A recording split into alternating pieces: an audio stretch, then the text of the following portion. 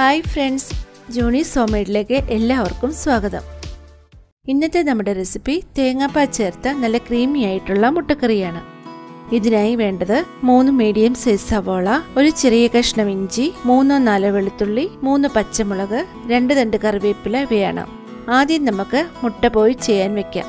അതിനുശേഷം സവോള ചെറുതായി അരിഞ്ഞു വെക്കണം. ഇഞ്ചി വെളുത്തുള്ളി നന്നായി ചതച്ചെടുക്കണം. പച്ചമുളക് 2ആയി കട്ട് ചെയ്ത് വെക്കണം. ഇനി ഒരു പാൻ ചൂടാക്കി ഇതിലേക്ക് കുറച്ച് വെളിച്ചെണ്ണ ഒഴിക്കണം.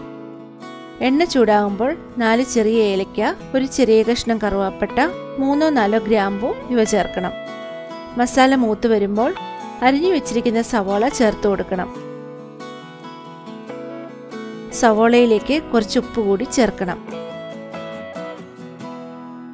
സവോള ചെറുതായി വഴന്നു വരുമ്പോൾ ഇഞ്ചി വെളുത്തുള്ളി പേസ്റ്റും പച്ചമുളകും കറിവേപ്പിലയും ചേർത്ത് കൊടുക്കണം.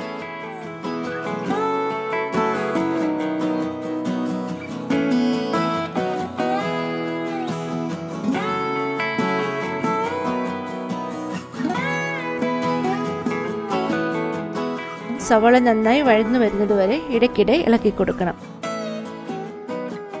വഴന്നു കഴിയുമ്പോൾ ഇതിലേക്ക് 1/2 ടീസ്പൂൺ മഞ്ഞൾപ്പൊടി, 2 ടീസ്പൂൺ മല്ലിപ്പൊടി, 1/2 ടീസ്പൂൺ കുരുമുളക് പൊടി ഇവ ചേർത്ത് ഇളക്കിയെടുക്കാം.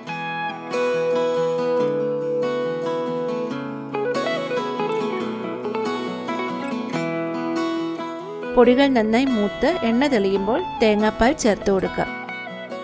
ഞാനിവിടെ 250 ml മെഷറിംഗ് ഗ്ലാസ്സിൽ 1/2 ഗ്ലാസ് 1-ാം പാലും 1 ഗ്ലാസ് 2-ാം പാലുമാണ് എടുത്തിരിക്കുന്നത്.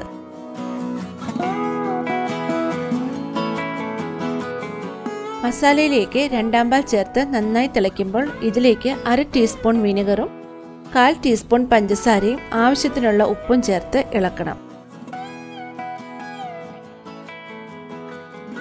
ഇതിലേക്ക് മുട്ട ചെറുതായി വരഞ്ഞു ചേർക്കണം. മുട്ടയിലേക്ക് മസാല പിടിക്കാനാണ് ഇങ്ങനെ ചെയ്യുന്നത്. ഇനി ലോ ഫ്ലെയിമിൽ ഇത് കുറച്ച് സമയം തിളപ്പിക്കണം. ചാറ് കുറുകി വരുമ്പോൾ 1-ാം പാൽ ചേർത്ത് തിളയ്ക്കുന്നതിന് മുൻപ് തീ ഓഫ് ചെയ്യണം. അങ്ങനെ നമ്മുടെ മുട്ടക്കറി റെഡിയായി. ഇനി ഇതൊരു സെർവിംഗ് ബൗളിലേക്ക് മാറ്റാം. നല്ല ക്രീമി ആയിട്ടുള്ള ഈ മുട്ടക്കറിയുടെ റെസിപ്പി എല്ലാവർക്കും ഇഷ്ടമായെന്ന് കരുതുന്നു.